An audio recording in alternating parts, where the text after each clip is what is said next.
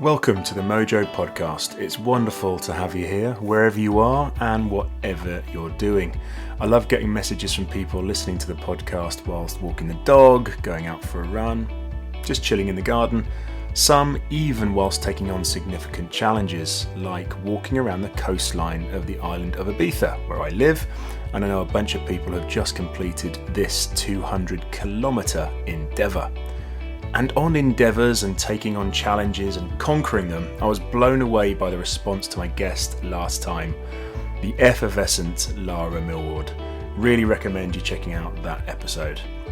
But today, get ready for numerous nautical metaphors from me as we plot a course and set sail with the inspiring Captain Donald Lawson, sailor, adventurer and role model. Representation inspires others to follow the path. And so one of my jobs is make sure that I'm out there, I'm speaking about it, I'm teaching, I'm helping others, so that some kid will see me and say, I want to outdo everything that Captain Lawson did. I've called this episode Representation is Inspiration based on this quote. And this is a big part of why Donald does what he does and what drives him every day. We know what the Williams sisters have done for tennis, what Tiger Woods has done for minorities taking up golf, and what Lewis Hamilton continues to do every day for motor racing and sport in general. Well, Donald intends that his incredible exploits and future plans, and they are big, will draw more people of colour towards the sport of sailing. And on those plans, Captain Donald is planning to break the American record for a solo circumnavigation of the Earth by boat, and in 2024 he's aiming to be the first African American to take on the epic and perilous Vendée Globe yacht race, with a likelihood of nearly 3 months alone at sea. He shares his vision for this quest and just where it all came from, which as a young boy growing up in Baltimore, born into a basketball crazy family, may not have been so obvious. But we talk about the single moment in time that planted the seed of a dream in his head, aged just 9, when a short voyage changed the course of his life. Donald also shares how the reaction to his involvement in sailing wasn't always positive. People putting his success down to the quality of his boat versus the skill of his sailing, and other ingrained prejudices. But crucially, there were allies on hand to help him find his way into sailing then and now to help him take on these mammoth adventures he's got planned. To paraphrase Barack Obama, this is a case of yes, you can. I think you'll love this episode and you're going to hear just what joy and passion sound like in Donald's voice from the off. Remember to subscribe, rate and review the episode, as just as Donald wants more American kids to fall in love with sailing, I'd love more people to enjoy and find inspiration in this podcast. Now, over to my Mojo conversation with Captain Donald Lawson. So, welcome back to the Mojo podcast, and I'm delighted to be joined today by Captain Donald Lawson, and we literally go, I love to say this, over the pond to the USA. And Donald, how are you doing today? Lovely to see you. Hey, Richard. It's always a pleasure to talk to you, my friend. And so you're currently in Ohio, although home is Baltimore, is that right? That's correct. My wife and I have a nice cabin out here in the mountains that we kind of go to. But Baltimore is home. I kind of miss it. I haven't been there a little while because of COVID and the weather, but we're scheduled to go back in April. So great. Looking forward to seeing my mom and dad. Ah, wonderful. Yes, well, we all are looking forward to seeing our parents who we've been separated from. And we're going to probably get you a bit nostalgic. We're going to talk about Baltimore because that's where this all started for you. So we're going to talk about that in a minute. But I always start with this question, Donald, and it's to get a gauge on your mojo right now. So out of 10, what would you say your mojo's at? I would say my mojo always hovers around about 9.5. And that 0.5, to get to the 0.5, it generally requires a good drink, the ocean, the beach, either a sunset or a sunrise. Because for me, I get to be one with nature, one with the ocean, and then the drink kind of smells me out a little bit. I got it. So I love that. You're giving me also your score, but also the components of what makes your mojo, gets your mojo a bit higher. So this this closeness to nature, actually being within nature on the ocean, Yes. and a little drink just to relax. It's no, it's a natural spirit generally, but yes, I like to have a complete ecosystem of calmness around me.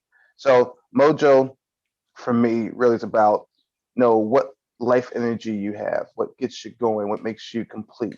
And so one thing I like about your system and your show is that the positive energy that comes out of it. You hear people talk about the things that make the best out of them. And for me, ocean is my sanctuary, if you will. Love it, love it. Yeah, and that sense of knowing what you need more of, I guess, when your mojo is maybe a little bit down, and I say yours sounds like it's always on as a pretty good level, but you know what to do if it starts to drift down a little bit.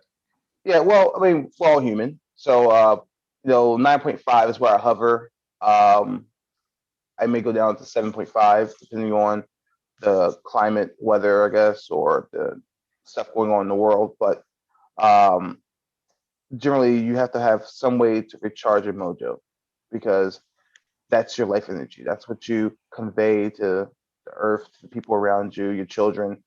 And if you don't have your ways of getting it back together, it's just not the same. So Yeah. yeah, my mojo is all based on serenity and peace of mind, and that's why we have this cabin up here. I can come up here and focus on my work and deal with the little geese and ducks running around back there and the deer, and feel like I'm one with nature, and then get back to society. Yeah. You're here. You are. You're in kind of my geography of the US is pretty basic, but I'm guessing in the kind of in the middle of the country, Yeah, North uh, Midwest. North Midwest. So Near you're the, kind of near the Great Lakes. away from the oceans at the moment, Yes, but the yes, oceans are your kind of, I guess, your natural habitat. These are the places where, and a lot of what we're going to talk about today has happened and yes, will happen for you, right? yes. Going forward.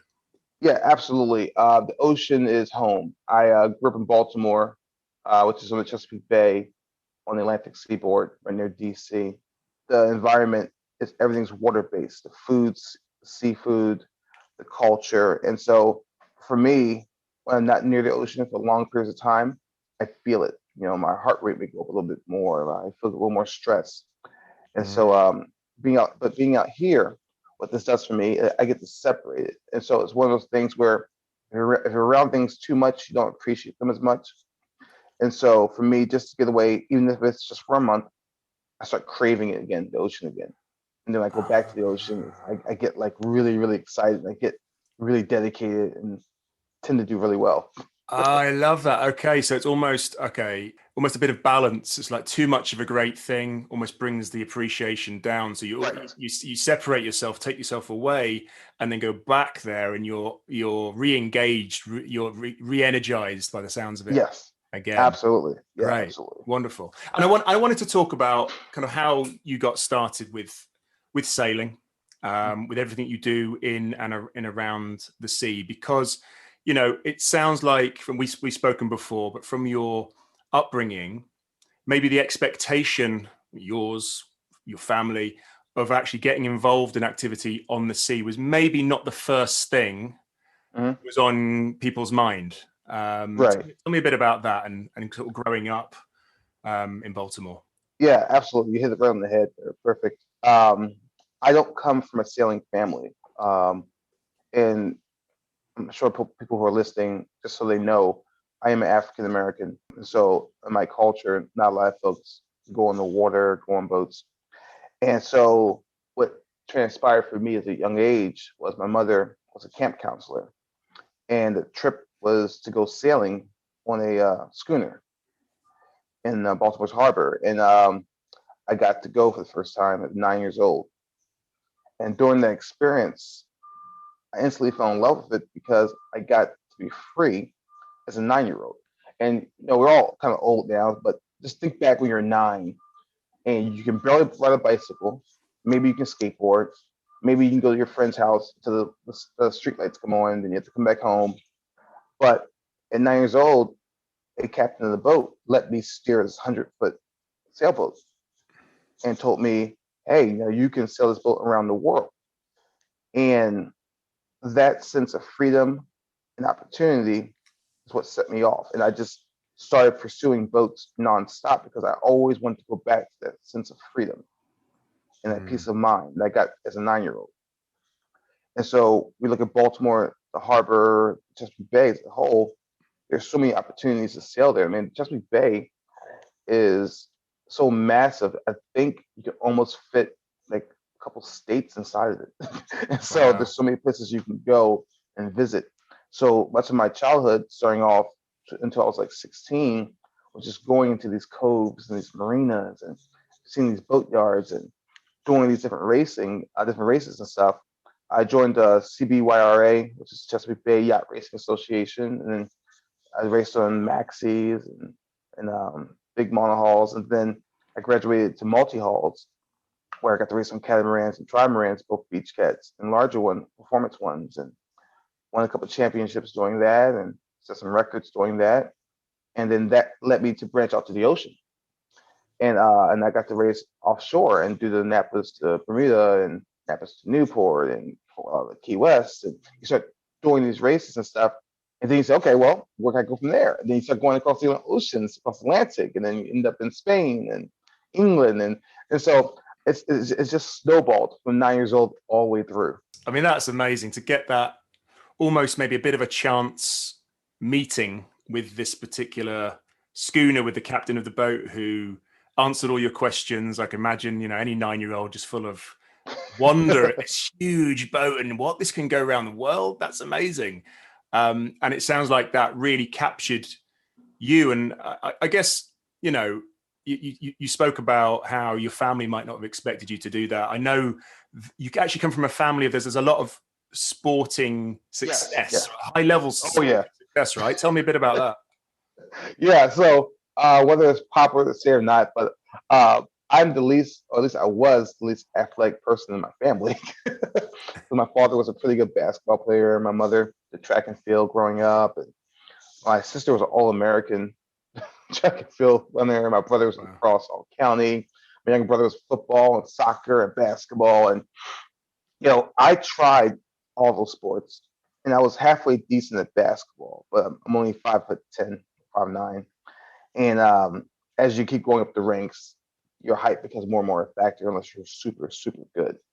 And so sailing gave me the opportunity to use my athletic ability that I had and my mental acumen and be able to put them together. And so I was able to go out in the water and use my, let's say, 50% good basketball athletic ability and apply that to a team of people on a boat. Because when you're on a team of people on a boat, your athletic ability is not as important because you have so many people helping you out. But one of the cool things as I got older was I became an even better athlete.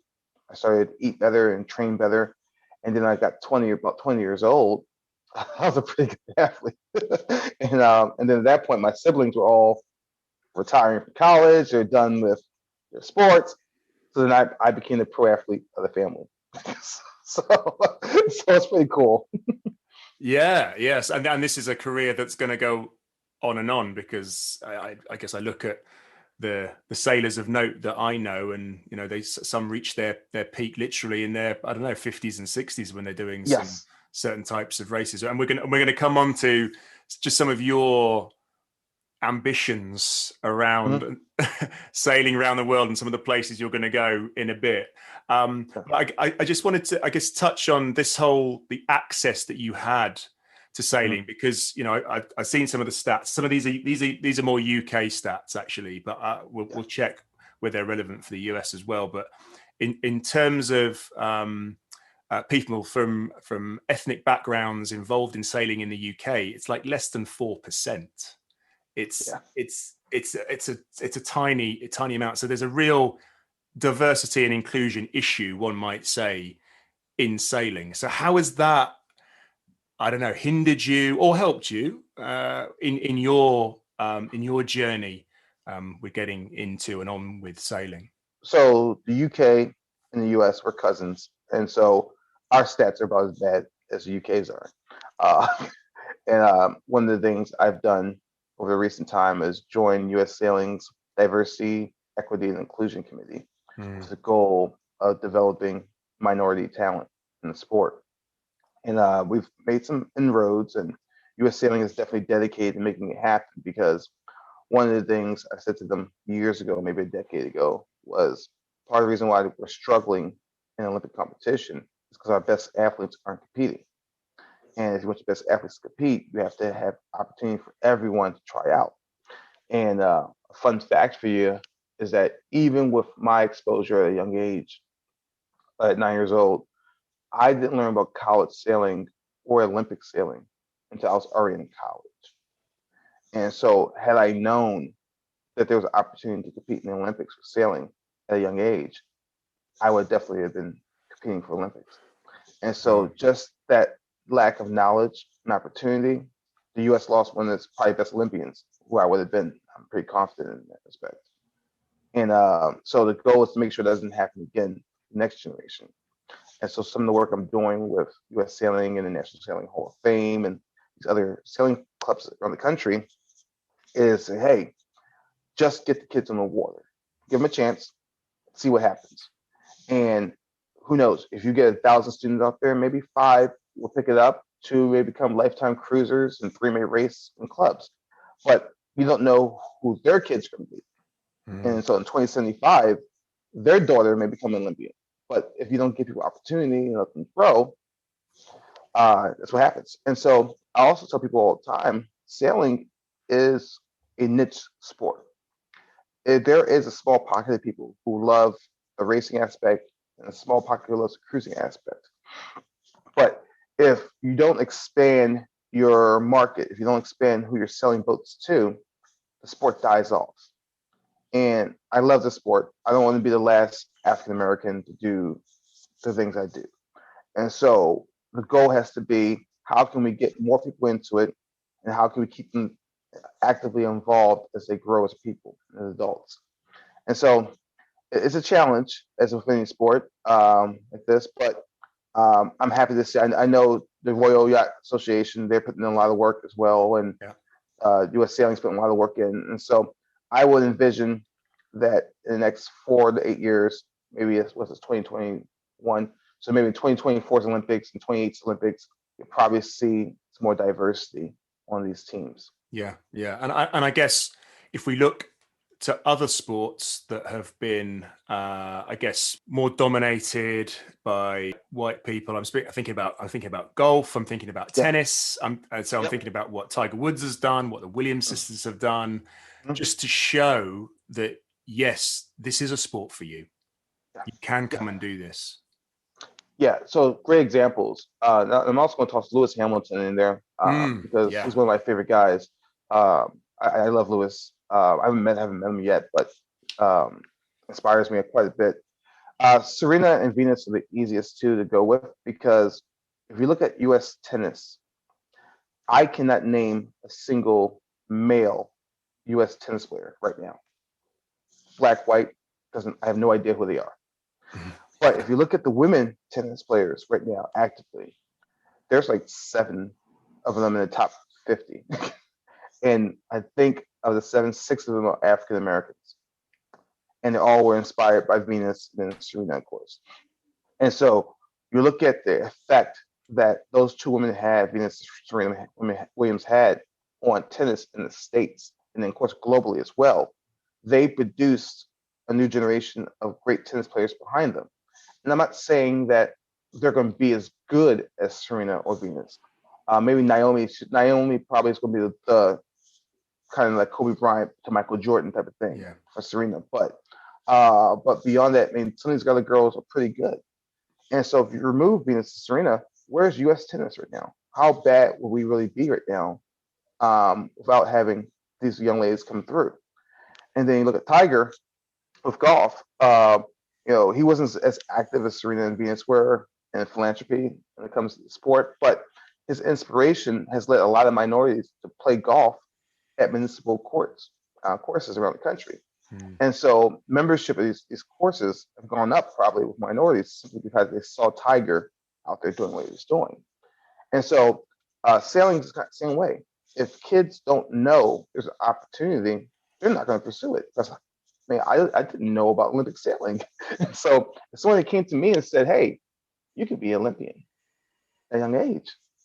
That would have been a life-changing moment for me. And so it's one of those things where representation inspires others to follow the path.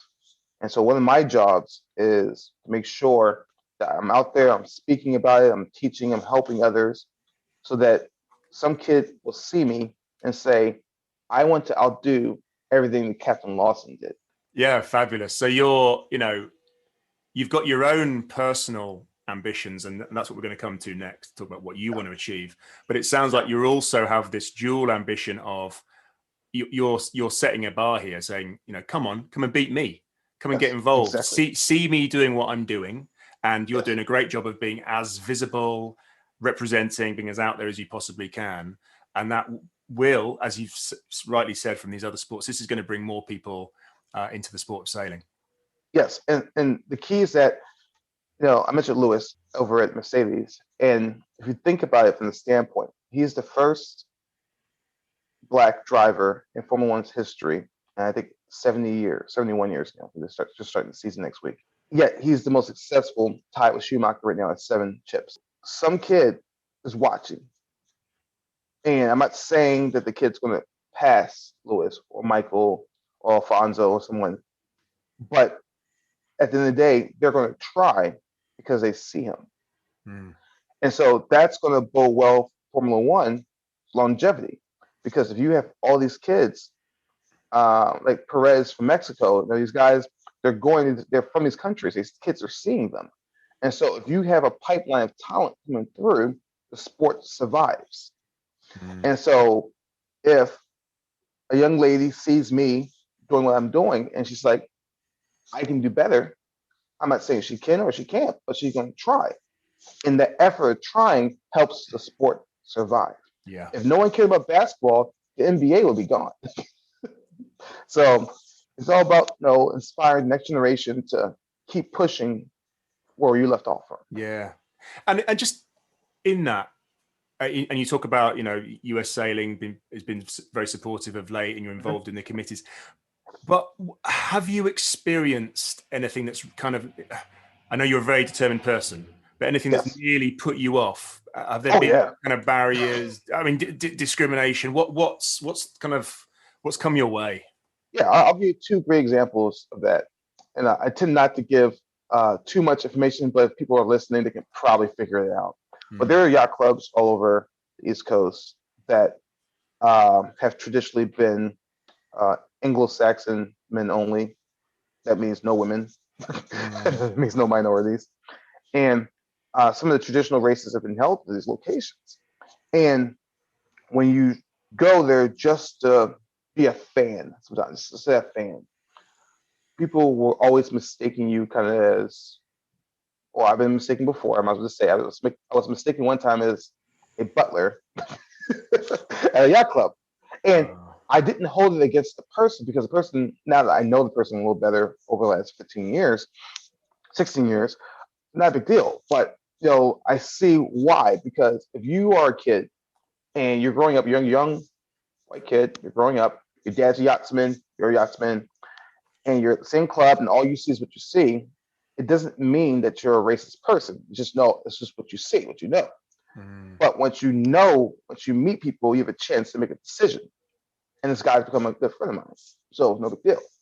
But it's one of those things where we're all products of the systems we kind of grew up in. And the second story being, I was fortunate to get mentors. And when you think about it, in the sport of sailing, my mentors are all be white guys because that's what I kind of grew up with. Yeah. And so these men took me under their wing, and they taught me, and they showed me, and they gave me chances to make mistakes. And so the mistakes, I learned from them. And if it wasn't for them, I wouldn't be the sailor I am today. And so I always bring up one of our greatest sailors, Bruce Schwab. He was the first American to finish the Vendée Globe. He finished in 9th place. The guy built his own boat out of wood. Wow. He entered the Vendée Globe in, I think it was in 2004. He finished in 9th place out of like 30 boats. And he didn't have a title sponsor. He didn't have tons of backing. He didn't have, a yacht club supporting him. It was just him, his loyal members, who donated to this foundation, and he got it done. And this guy took me in right after the Vendée and mentored me, and I sailed with him, and he taught me, and he took me places around the country and stuff. And that experience, what it did for me, it built my confidence. Because when the top American offshore sailor says to you, "You're doing a good job," that means something, you know? Mm. And so that mentally got me going more. And then he's the reason why I also got into records, because he said to me during one of our passages, he said, "Hey, I'm not sure what the record for this course is that we just did, but we probably just set the world record." And that's where I say, you know what? That's the direction I want to go. I know I've been doing racing. I enjoy racing. Racing is fun, but I've done more passages in my life than I've done races now, because going to different destinations, that's the thing for me. So, but we'll get to that later. Well, no, I mean it sets it up really nicely in that, and thanks for sharing that. There's an element of, okay, here's the some of the prejudices that you've experienced, but also some Yes. of the incredible, like you say, mentorship, the support Yes. that's come your way as well, and that's, I'm sure that's formed who you are, and as I said before, what you want to do and how you want to play it back Yes. to various communities. As you say, it's about encouraging as many people as possible to get in a boat and try it out, because it could just be their thing. It could be. Sailing. I also taught for a number of years. I taught for about 17 years, all over the world. When I taught the Naval Academy in Annapolis, I used to tell the midshipmen that sailing is a teacher of life. I said, you guys are about to graduate, guys and girls are about to graduate and serve on nuclear subs, command aircraft carriers. There's no sails on those boats, okay? But what you're going to learn here is how to command a boat, how to lead a team, how to navigate. And from there, it's going to help shape your personality, shape the person you want to be. And so the integrity, the courage you need to do the job will then translate to your profession on a nuclear sub. And I always look at sailing as my goal is not to produce world-class sailors. If it happens, it happens. My goal is to develop good people who can sail, who just happen to be pretty good sailors. And so one of the projects I worked on, helped start, was a program where we started bringing in inner city kids, and they had no experience on the water, and we take them out in the boat for a summer, teach them how to sail, and then the following year, if they graduate, they can come back as paid instructors at sailing school. And some of these students have gone on to become Marines and naval architects and boat captains and tugboat people, and they wouldn't have had those opportunities had they not been through our program.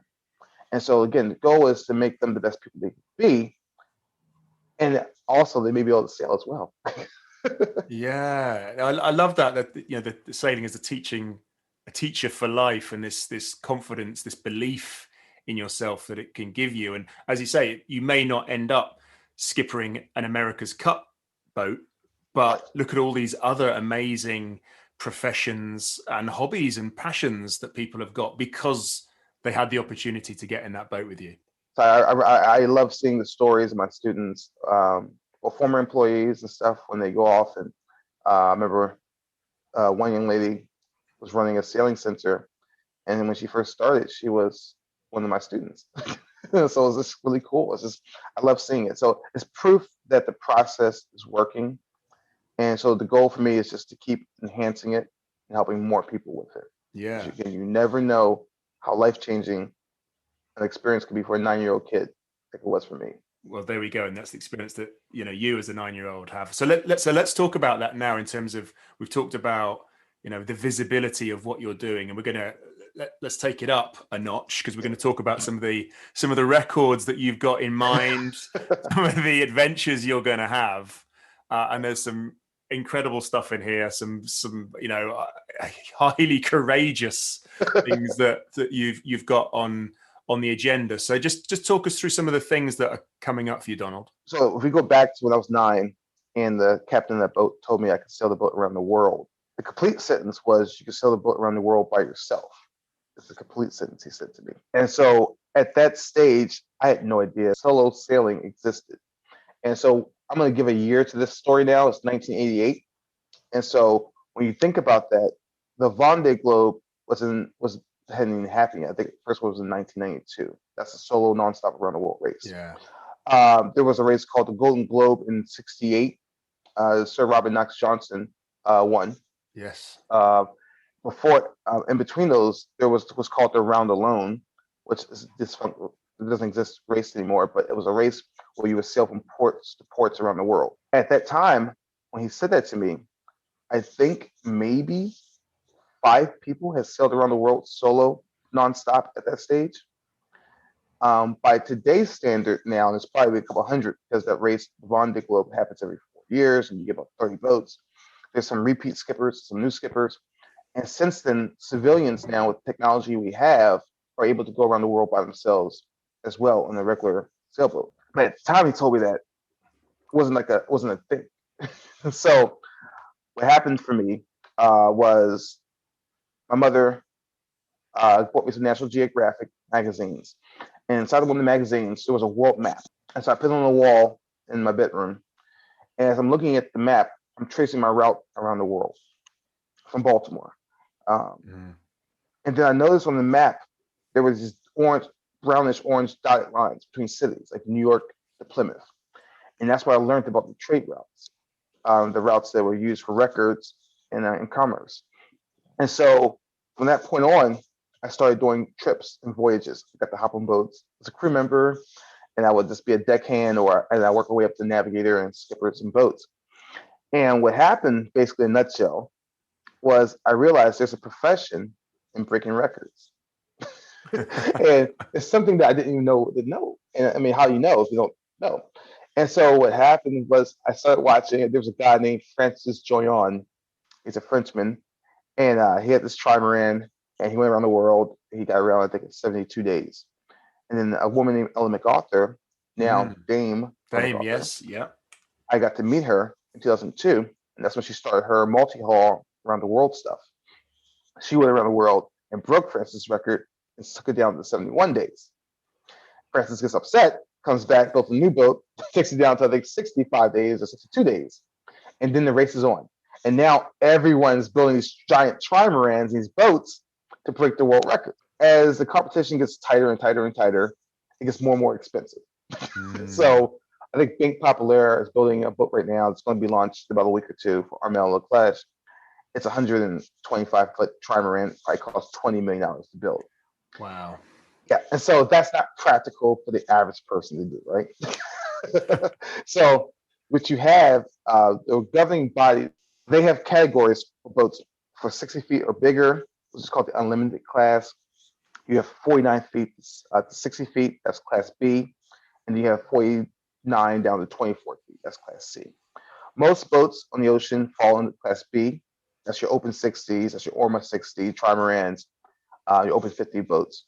And so I will be competing in the class B category for a number of world records and eventually competing in the 2024 Vendée Globe. And so I will be the first African American to compete in the Vendée Globe in 2024. Only the fourth American to compete in the Vendée Globe. And my goal is to break Rich Wilson's American record of 107 days and try to get that down to a more competitive level. Yeah. Because the American record Rich set a couple of editions ago, 107 days. I think the last place boat that just finished about a month ago finished in 110 days. So that's how far behind the Americans are in that event. Right. And so the world record is 174 days, I believe, by Armel. And so I believe we can cut a 40-day deficit down.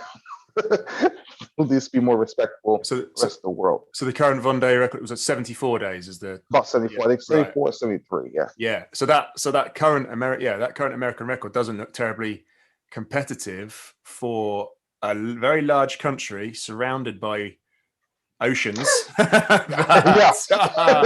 Sailing should be part of the America's Cup. It's called the America's Cup because the Americans were so successful at winning that particular trophy so frequently, right? So yeah, I mean, the boat America won it, so that's why they named it the America's Cup. But that's, it's one of those things where in the States, again, people still think that sailing is a rich man's sport. They see it as yachting. It's very rare you actually hear it called sailing in the States. We call it yachting, and it's it's not yachting. Okay, most sailors live paycheck to paycheck or project to project. We've been called. I'm not gonna say all the nicknames we call ourselves, but mercenaries is one of the words we use. Where there's a wealthy person who owns a boat, who needs a crew to race the boat. They hire you to do the job, and they send you home. That's how the majority of us work, make a living. And so it's not a situation where we're all sailing around drinking martinis and bathing suits, having a good time. It's hard work. But what happens a lot of times is perception. If the media sees it a certain way or the public sees it a certain way, then that's how it's going to be accepted. So part of my job and others is to bring reality to the story, if you will, and show what it's really like and how difficult it is.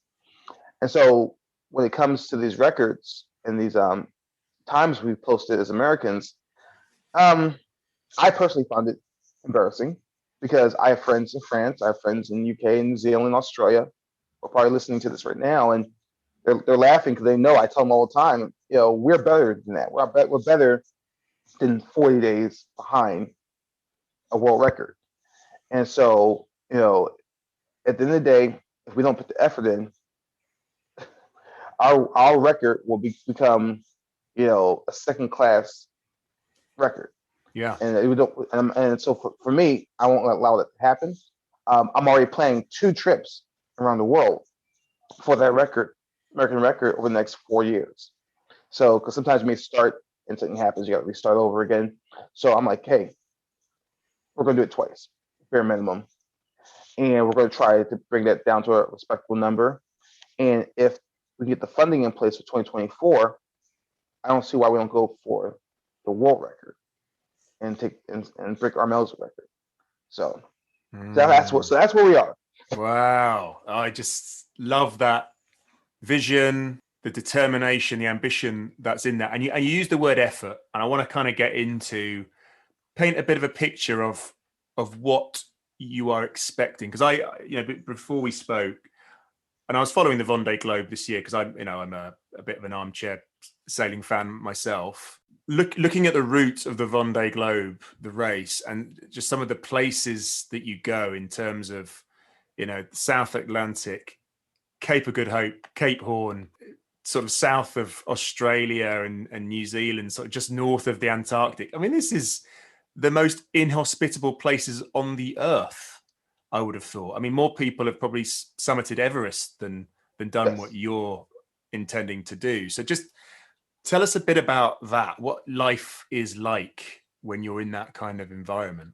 The ocean is, besides the pollution we've done to the ocean itself is the most primitive place on earth we have, because the ocean has never changed. It's exactly how it was a million years ago. And certain parts of the world have been unhospitable forever. And so the Arctic Ocean, we call it the Southern Ocean, between Cape Hope of Africa all the way around to Cape Horn of Chile in South America, that's not a place that a lot of people go. If you're down there and something goes wrong, the chances of you being rescued by a passing ship is like winning the lottery, because no one goes down there. There's no reason for a cargo ship or a warship to be down there. If you're going to trade commerce from China to Europe, you're going to do the Panama Canal or Suez Canal. You're not going down to Cape Horn. And so the reality is that once you cross the Cape of Good Hope under South Africa, you're pretty much on your own. And depending on how fast your boat is and the weather systems, you could be down there for a month and a half. And so there's been times where people have dismasted or lost a keel, or in some people's cases flipped the boat over. And the only person that can rescue them is, if you're doing a race like the Vendée, is another crew member. Yes. And so I'm sure you saw back in late November when PRB, Kevin Scofier's boat snapped in half. And he had like 15 seconds to get a survival suit on and get off the boat before it sunk. Wow. And he got into his life raft and the only person who could save him was John LeCam. And John LeCam managed to find them the next morning and rescue him onto his boat. And this is a competitor, isn't it? This is someone you're sailing against, that you're racing against. Yeah. Yes. Yeah. And so part of the rules of the sea is that you have to give assistance to another boat in distress, no matter where you are in the world. That's a requirement by international law. Now, during the Vendée and these kind of races, there is a camaraderie where we understand we need each other to get home safely. We all have families. Some people have kids. And you don't want to win a race and then say, well, I won the race, but I let that guy die to win this race. Yeah. And so when it came down to, John LeCam was able to rescue him. And the irony is John LeCam was once rescued during the same race back in 2008 when his boat capsized. And the same sponsor, PRB, with different skipper, pulled him out of the ocean. And so how the circles turn, right? Yeah. But it's one of those things where when you're down there, the waves, I mean, people hear these numbers, but they can't picture it. So I always do this. Just picture a power line in your front yard or on the street, you're driving down the street, a wave twice as high as the power line. Okay. Those are how the waves get. And the closer to land you are, or the bigger the currents, the bigger the waves can be.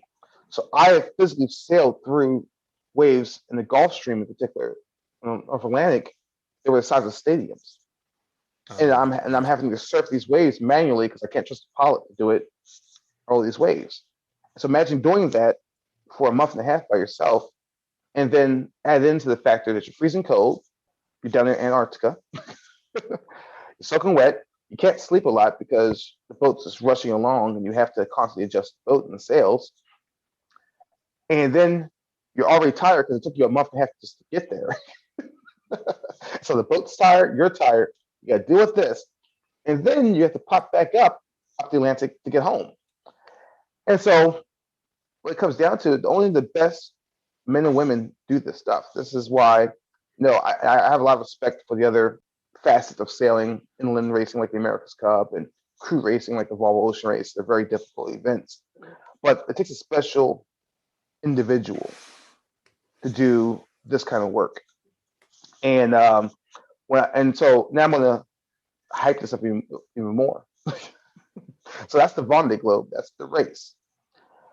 People like me also go by ourselves without a race.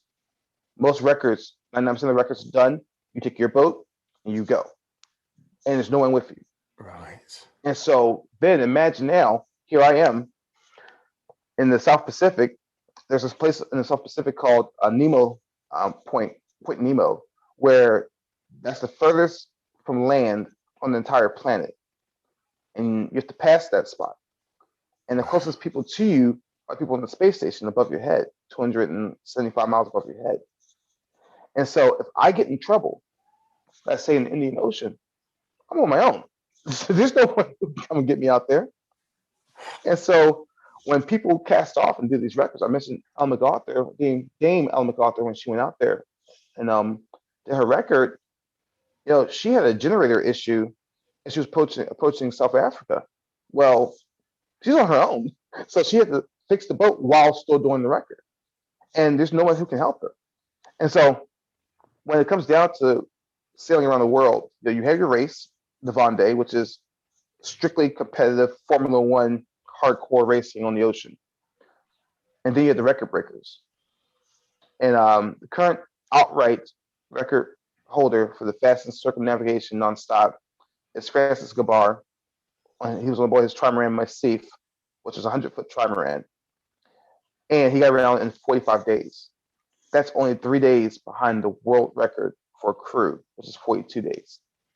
So just picture that, if you will, in your head. This guy by himself on a boat the same size as a crew got around 3 days behind them. But if he had any issues, he would have died out there because that boat is 100 feet long. And this is it. And I'm really pleased we got into this area because it seems to touch on Mojo quite a lot. Yes. What is it about that? Being by yourself, doing it by yourself, only having yourself really to rely on. I appreciate another boat might come and rescue, but essentially to fix everything on the boat, to make all the decisions on the boat. Yeah. What does that say about you, do you think? Yeah. Yeah. So let's go back to the Mojo word first, because that's the key to all this. And so I know it sounds cliche because we're on the Mojo podcast, but no, that's actually real. The psychological aspect of this is you have to be your self motivator. You have to be your own coach. There's no outside system. I forgot to mention that part. There's no coach. Okay. There's no weather around it. It's you. And so your ability to keep yourself in a mental place where no matter what problem comes, I will solve it. No matter what happens, I can't get too high or too low. You have to have an even mentality where if I fail, I don't come home. That's what it comes down to. So the Mojo, and we talk about this a lot, is that I have an ability to focus and lock in that I find is very unique to certain people I meet or I may see on TV. And so I will watch athletes in other sports or my sport and other sports as they're competing. And I can see and sense where their mind starts to drift. And what happens a lot of times is that when you're watching a sailboat race like the Vendée, if you watch a tracker and you watch where the boat's going and how it's moving, you get a sense that sailor is struggling with a repair, struggling probably mentally. If they're sleeping, you can see how the boat's performing, how it's moving, and it's really difficult to stay focused for 80 days nonstop. It's difficult. It's hard. Today we have WhatsApp and these satellite systems. We can talk to our family and friends. But just imagine back in 1992 or 2000, they're going around the world. The internet that was basically new. There was no cell phones. There's no laptops really. Now you're trying to do all this on your own, and so one of the difficult parts is the psychological aspect. So you have to have the ability to make yourself happy, whether it's through music, which I need music. So that's one of my things that I do. I have certain playlists, and so I have my Happy Mojo playlist where I listen to certain songs, and some of the songs are some girly songs. No, maybe some Beyonce or somebody. I play it because it makes me happy. Yeah. And it may seem silly on land. You may walk around singing single ladies, but on the boat when you're by yourself, that gives you some happy energy. And so everything's it's all psychological because I don't care how strong you are, how experienced you are. You mentioned a good point. A lot of sailors hit their stride in their 40s and 50s when it comes to sailing because you have to have the maturity to be able to control yourself and control your craft while you're doing it. So yeah. Here's the thing, I suppose, Donald, is that we've talked about just how dangerous the territory that you'll be going into is, whether it's the world, or like around the world record, or it's the Vendée Globe. It all kind of goes in the same direction, south. Yeah. What happens when things you don't expect to happen? Yes. What happens? So life. I call that life. So you can't mitigate risk to the point where the boat can survive a tank round or a nuclear detonation. It's just because the boat will be too slow. So what you have to do, you have to have the fastest boat possible, the best technology you can have that assists you get the job done. If I'm out there and I'm sailing along and I hit a whale and the race stops, it's not my fault. The whale and I just happen to be on a path in life where we met. And that's what happens. It's disappointing. It's sad. I hope the whale survives. I hope I survive. But, it happens. But there's been enough people who have been successful at these passages where you can study their routes, where they went and where they did not go. So I'll give you a great example to answer this question.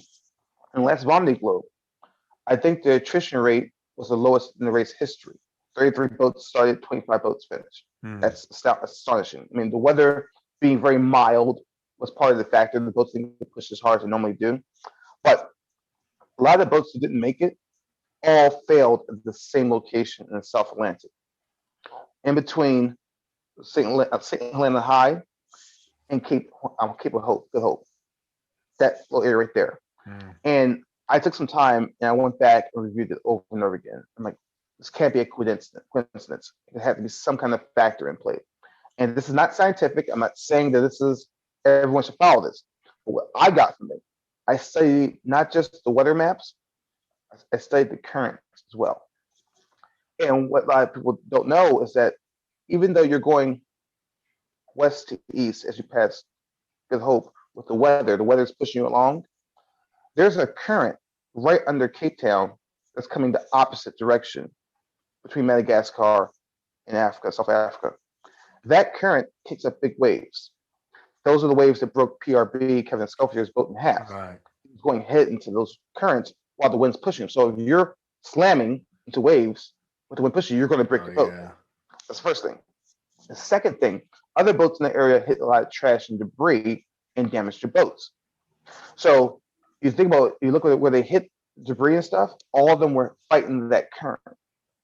So the lesson for me is when I pass that point in the map, to go far enough south where the current's going with me and the wind's going with me to try to mitigate the possibility of slamming into waves and hitting debris coming from the opposite side of Africa.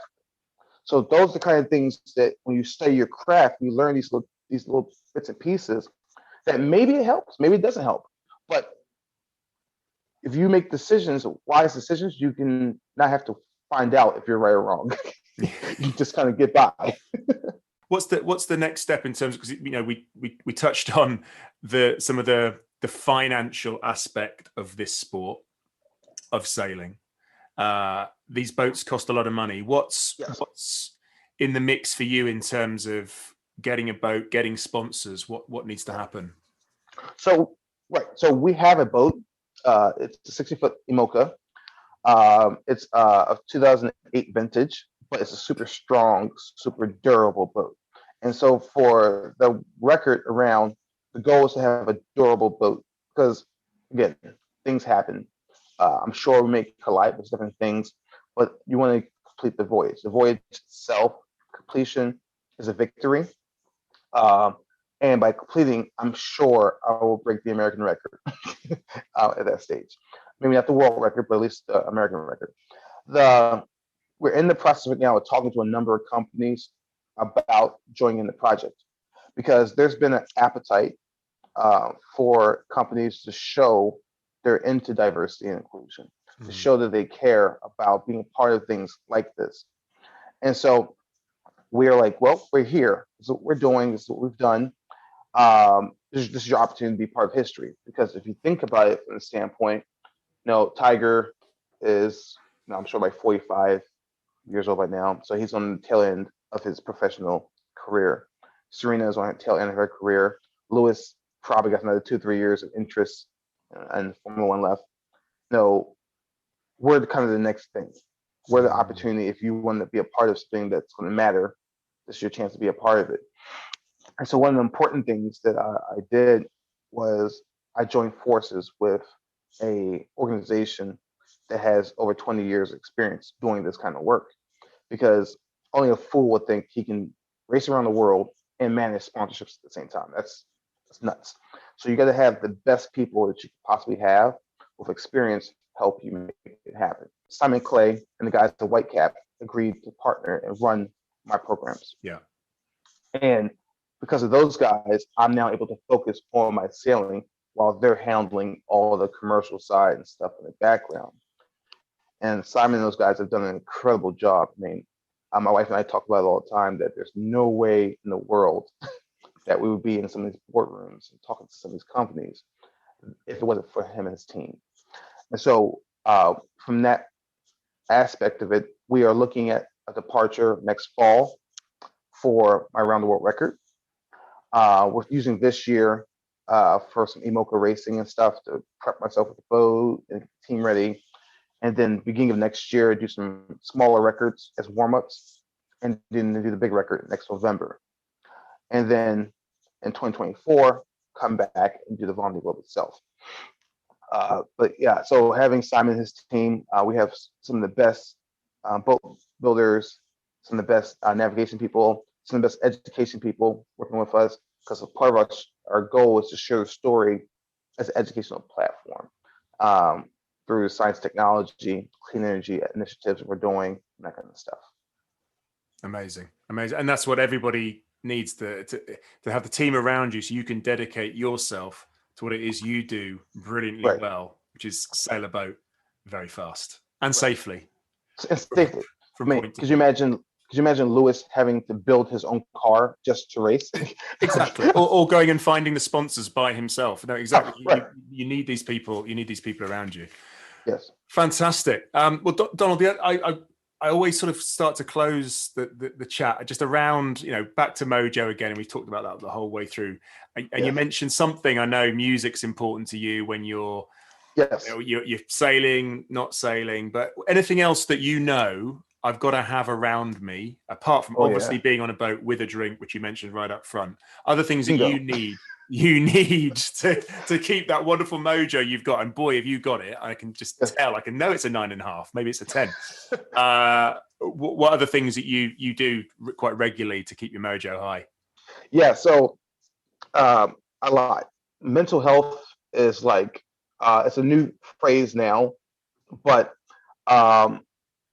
I'm not active in the church, but I grew up in the church. And so one of the things my father, who's a minister, always talk about is about having a song in your heart.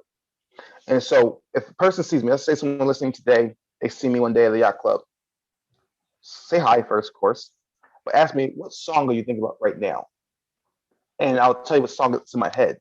So right now, song in my head right now is actually Sugar by Maroon 5. It's in my head. So it's playing over and over again.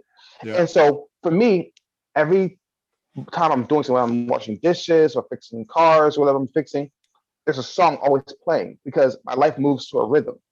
And I've learned that when I have a rhythm in my head, I'm able to process information better. And so when I'm out there sailing, it's the same thing. There was times where I'm not really big on country music, but I've had a country song at one point in time playing in my head a couple of years ago when I was racing outside. And then people were like, are you humming? So I'm like, yeah. Like, how do you know that song? But that's one thing. So my mojo, my spirit, music support. Next thing for me, my passages, is I have on my cell phone, literally, and it's gonna sound crazy, but hear me out, guys. I have over 3,000 pictures of my wife in my phone. Now, I'm not crazy, well, maybe a little bit. She's my high school sweetheart. Okay, so we've been together since the early 90s. And so she is a big part of my psyche. And we're always together. I mean, when I'm not sailing or traveling, you will never see us separate from each other. We're like two squirrels running around a tree together. And so for me, when I'm going on these passages, I will have a slideshow on my computers of just pictures of her sliding by. And what happens a lot of times, I'll tell you a little secret. It's a little secret. I haven't told anyone in the media before, but I have a philosophy that no matter what I do, where I go, I'm always coming home. So there's no ambiguity in that statement. It's simple. I will go out and do my job, but I'm also coming home. And so because my responsibility is not just to myself, but it's to her. And so when I'm out there competing and I'm doing my thing, there's times where I'll call her. And I've called her in tears sometimes because things are hard and difficult. And she'll give me encouragement. And because she can track me on her phone or the computer. She sees where I'm at. She knows what's going on. I'll do a weather brief for her, let her know, hey, in 24 hours, the wind's shifting. And I'll bore her to death with it. She does sail, but I will bore her to death because I talk a lot about sailing. But she keeps me going. Yeah. And there's other times where, let's say, maybe I don't need as much love. I need some grit. I'll call my father. Yeah. Who I mentioned was a minister. Yeah. And he will set me straight. Or if my dad's not available, my mother was equally, we call her the general. She will equally keep me straight. And so, I have people in my life. My network is very much about helping each other. So if we're friends, we talk, we hold each other accountable for our dreams and our goals. And if I'm in the game and I'm playing and I'm executing my race and I get discouraged, I know who to call, who to talk to give me what I need to keep going. And so for those listening, understand your mojo is your energy that you have, but it's what you feed yourself with. And the people around you is the majority of the energy you're going to receive. You show me your friends, I will tell you what kind of person you really are. And that's kind of how I operate. I love that. I've just released an episode about radiators. We talk about those sorts of people are radiators versus drains, people that draw your energy, people that give you energy. It's exactly that. It's exactly that. Wow, Donald, I have just loved that conversation. Really, thank you for taking the time. I know there's loads going on right now, and there's some announcements coming up about supporters and sponsors, hopefully which will have happened just before this episode drops. But I just wanted to thank you for taking the time, and I wish you all the best. I'm not going to say luck. I just wish you all the best with everything you're looking to do, because I just know you're going to achieve it all. Wait, Richard, I really appreciate it. You've been awesome to talk to. This is we've actually talked a couple of times, and your energy is so great. It motivates me to talk more. So hopefully I answered all the questions. Hopefully you're happy with what you heard. Hopefully your listeners are inspired by the conversation. And just a little plug, if you guys want to follow what we're doing here, we have a Facebook page under Captain Donald Lawson, Instagram page under the same name, Captain Donald Lawson. Feel free to send me a message. I do respond back to every message I get, and there's no stupid questions. And if you're interested in learning about sailing, I will tell you where to go in your region to find out where to start. Donald, that's amazing. And I'll make sure all those links are in the show notes as well, so people can follow you and ask you some great questions about sailing. We wish you all the best. Thank you. Thank you, Richard. And you have a great day. Enjoy that wonderful weather in the Mediterranean. Oh, so jealous.